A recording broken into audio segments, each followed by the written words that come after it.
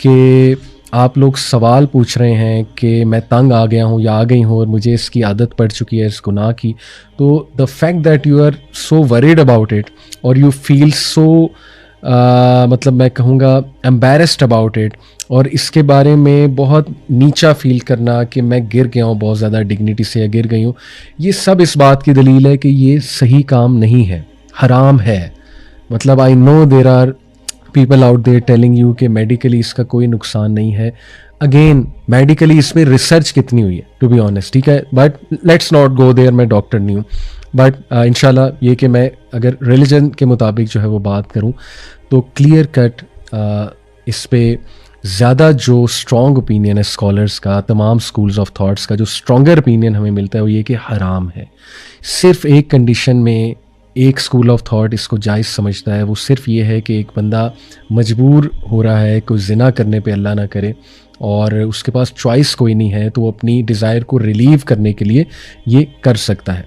और मैं बहुत ओपन बात करूँगा कि इवन आजकल मैंने इस्लामिक काउंसलर्स को ये बात करते सुना है कि एक बंदा पॉर्न एडिक्ट है और उसको डर है वो पॉर्न देख लेगा, तो पॉर्न का भी नतीजा और एंड यही होता है ना कि मैस्टरबेट ही करता है बंदा, तो वो बग़ैर ना देखे और एक स्मॉलर सिन की तरफ आ जाए जो कि मैस्टरबेशन है। ये एक प्रैक्टिकल इस्लामिक काउंसलर्स को कहते हैं, मैंने सुना है, लेकिन I don't even recommend this. Ideally इसको कंट्रोल किया जाए। It makes you feel very bad, very low, you feel self degradation और आपका कॉन्फिडेंस शैटर होता है, इंसान अच्छा नहीं फील करता इसको करने के बाद, सीधी सी बात है, ठीक है जी। तो इसलिए इसको भी इंशाल्लाह हम डिस्कस करते हैं कि इसको किस तरह से कर्ब किया जाए।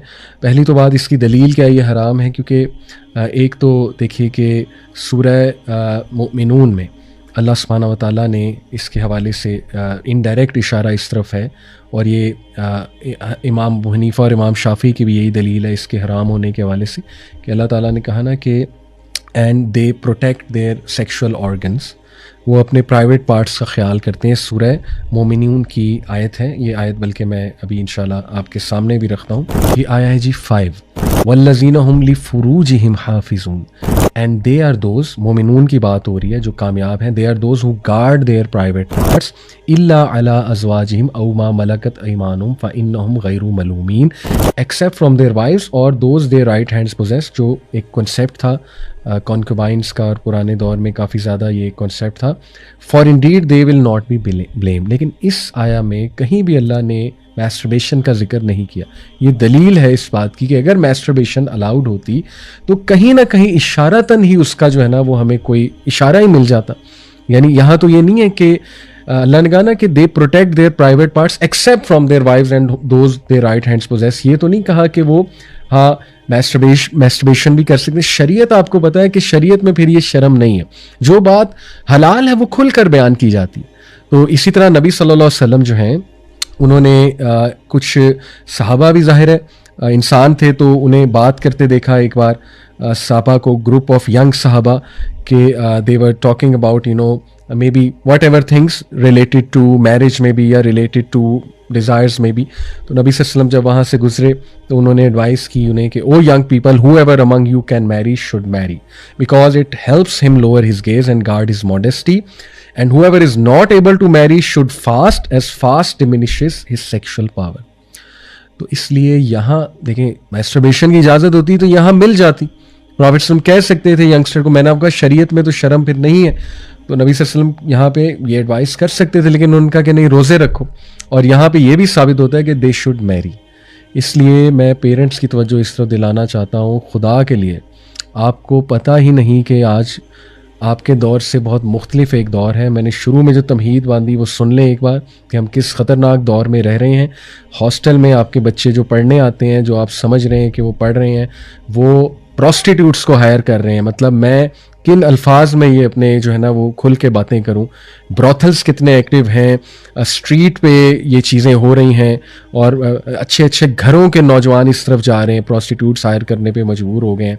मजबूर तो नहीं खैर कहूँगा, कसूर उनका भी है, और ये अच्छे अच्छे घरों की बच्चियाँ इन चीज़ों की तरफ जा रही हैं और उनके पास चॉइस ही कोई नहीं है सिवाय जो है ना हराम काम में इन्वॉल्व होने के। और जब लत लग जाती फिर आपको पता है छोड़ना बड़ा मुश्किल।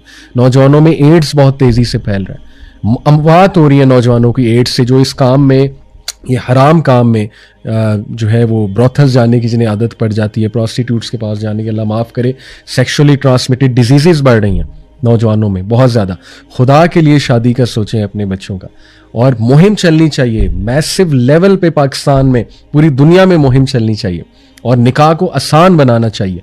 मसाजिद का बहुत बड़ा रोल है। खुतबात में हमारे जो खुतबा देने वाले हैं इमाम हजरात और जो उलमा हजरात हैं, वो वार्न करें पेरेंट्स को। उन्हें पता होना चाहिए कि किस किस्म का आज दौर है। निकाह को आसान करने पे मुहिम चलाई जाए। जहेज़ एक लानत है, जहेज़ के ख़िलाफ़ मुहिम चलाई जाए।